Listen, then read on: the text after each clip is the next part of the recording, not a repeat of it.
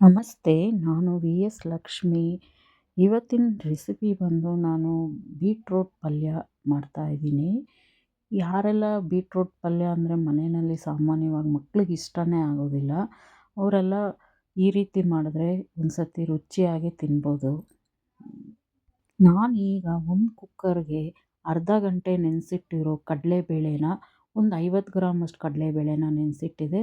ಅದನ್ನು ಒಂದು ಕುಕ್ಕರಲ್ಲಿ ಒಂದು ವಿಷಲ್ ಬರ್ಸ್ಕೊಳ್ತಾ ಇದ್ದೀನಿ. ಅದಕ್ಕೆ ಬೀಟ್ರೋಟು ನಾನೇನು ಕಟ್ ಮಾಡಿ ಸಣ್ಣದಾಗಿ ಹೆಚ್ಚಿಟ್ಕೊಂಡಿದ್ದೀನೋ ಅದನ್ನು ಕಡಲೆಬೇಳೆ 2 ಸ್ವಲ್ಪ ನೀರು ಹಾಕಿ ಒಂದು ವಿಷಲ್ ಬರ್ಸ್ಕೊಳ್ತಾ ಇದ್ದೀನಿ.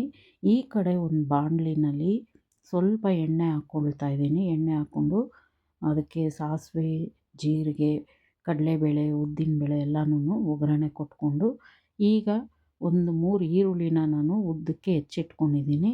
ಅದನ್ನೂ ಸ್ವಲ್ಪ ಖಾರಕ್ಕೆ ಹಸಿಮೆಣ್ಸಿನ್ಕಾಯಿ, ಕರಿಬೇವು ಇದೆಲ್ಲ ಸೇರಿಸ್ಕೊಂಡು ಚೆನ್ನಾಗೆ ಸ್ವಲ್ಪ ಹುರ್ಕೊಳ್ತಾ ಇದ್ದೀನಿ. ಅದಕ್ಕೆ 1 ಸ್ಪೂನಷ್ಟು ಅರಶಿನ ಪುಡಿ ಹಾಕ್ಕೊಳ್ತಾ ಇದ್ದೀನಿ. ಇವಾಗ ಉಪ್ಪು ಸ್ವಲ್ಪ ಎಷ್ಟು ಬೇಕೋ ರುಚಿಗೆ ಈರುಳ್ಳಿಗಾಗೋಷ್ಟು ಹಾಕ್ಕೊಂಡಿದ್ದೀನಿ. ಇದಿಷ್ಟನ್ನೂ ನಾನು ಚೆನ್ನಾಗಿ ಎಣ್ಣೆಯಲ್ಲಿ ಹುರ್ಕೊಳ್ತಾ ಇದ್ದೀನಿ. ಈಗ ನಾನು ಬೇಯಿಸಿಟ್ಕೊಂಡಿರೋ ಕಡಲೆಬೇಳೆ ಮತ್ತು ಬೀಟ್ರೋಟ್ ಎರಡನ್ನೂ ಇವಾಗ ಒಗ್ಗರಣೆ ಒಳಗಡೆ ಸೇರಿಸ್ಕೊಂಡು ಚೆನ್ನಾಗಿ ತಿರುಗಿಸ್ಕೊಳ್ತಾ ಇದ್ದೀನಿ.